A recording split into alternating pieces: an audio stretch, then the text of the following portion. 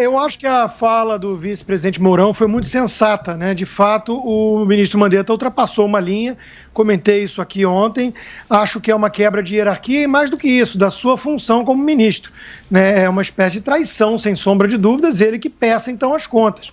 É muito feio isso, e aqui nos Estados Unidos foi muito comum na gestão Trump, parte do establishment, né, e do corpo administrativo achar que sabe melhor do que o presidente e começar pelas beiradas ou na surdina a agir contra a política do presidente, né? Ele foi eleito pelo povo. Uma outra mensagem que o vice Mourão publicou foi do Lyndon Johnson, ex-presidente democrata americano, que diz que para que serve ser presidente se não para tentar fazer aquilo que considera certo.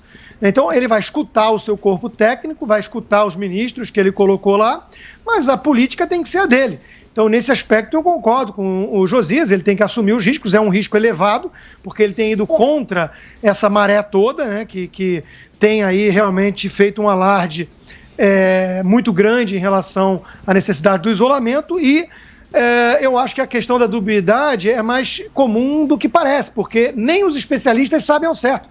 O erro constante em relação a quando vai ser o pico, a qual medida tomar, isso aí mostra o grau de incerteza dessa história, né? Tem cada vez mais especialistas questionado ou condenado abertamente a política de isolamento, mas esses não ganham tanta voz assim, é que nem aqueles que não caem no alarmismo do aquecimento global, eles não são muito escutados pela imprensa, então fica uma impressão de que há uma espécie de consenso. Só lembrando aos caros jornalistas que cobrem esse assunto que outros países adotarem a medida de isolamento não é um argumento científico, é apenas o fato de que politicamente é muito difícil não reagir a essa pressão e a esse clima de medo e histeria.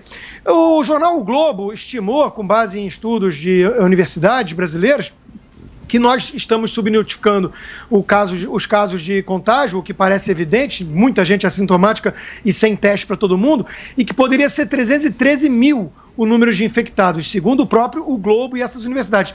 Se isso for verdade com os números de óbito que nós temos, a gente está falando de uma taxa de letalidade abaixo de 0,5%, sendo que 75% dos óbitos, como reconhece o próprio jornal, são de grupos de risco, pessoas com outras morbidades ou idosos.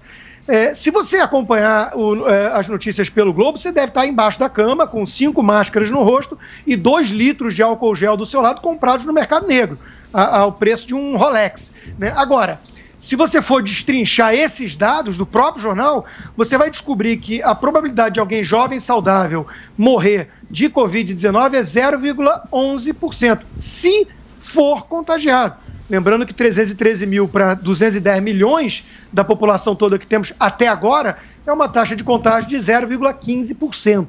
Ou seja, por que eu estou falando isso? Porque são os números da própria imprensa, né, que se você for ler só as manchetes, você fica empolvorosa. Agora tem aquele youtuber lá, que é a nossa espécie de Greta Thunberg, falando já que podemos ter que ficar em lockdown, alternando com base num estudo de Harvard, até 2022. Quer dizer, não são mais 15 dias, não, é até 2022. Então tudo isso está começando a ficar muito feio. Entendeu? Tá realmente um clima de que os especialistas que falaram tanto em nome da ciência sabem muito pouco do que está acontecendo e estão exigindo muito em troca de tanta incerteza e ignorância. Estão exigindo nossas liberdades, nossa Constituição, nosso bolso, nossas vidas.